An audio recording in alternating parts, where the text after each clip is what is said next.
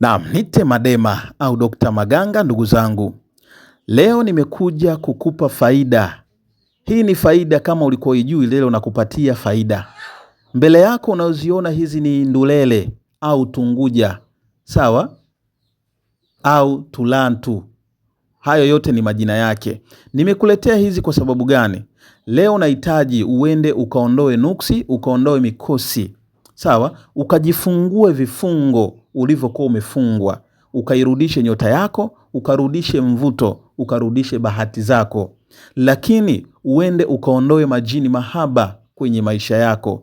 Ukaondoe mizimu mibaya, mizimu ya kichawi katika maisha yako. Lakini ukatoe uchawi, sawa, au matego uliotegewa wewe katika maisha yako, kwa sababu umekuwa ni mtu wa kuhangaika.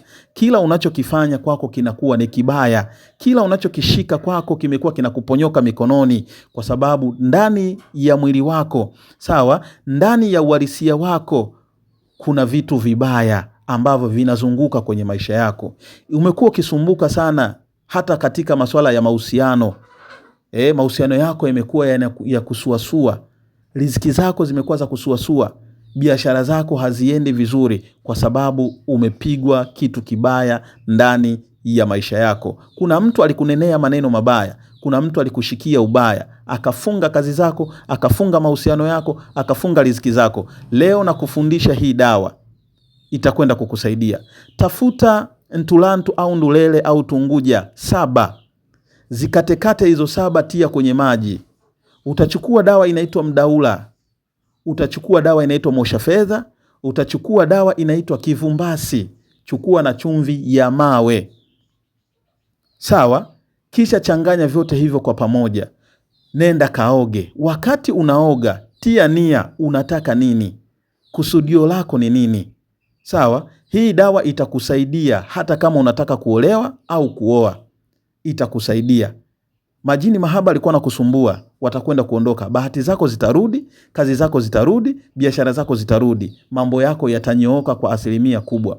Umeshawahi kujiuliza kwa nini ndulele au tulantu zinazuia chuma ulete kwenye biashara? Ukichanganya na mkaa uliookota jalalani au barabarani. Kuna siri kubwa sana katika hizi. Leo nimekufundisha hii dawa. Kama unasumbuka na nuksi, mikosi, mabalaa, umekuwa ni mtu wa kukataliwa, bahati zako zimekuwa za kufunga, kila unachokifanya kwako ni kibaya, tafuta hizi dawa. Nenda kaoge kwa uwezo wa Mwenyezi Mungu. Fululiza kuoga muda wa siku 3. Muda wa siku 3 utakuja kunishukuru na utakuja kunikumbuka. Mimi napatikana Dar es Salaam, Gongo la Mboto, ndiko nakofanyia kazi zangu za tiba.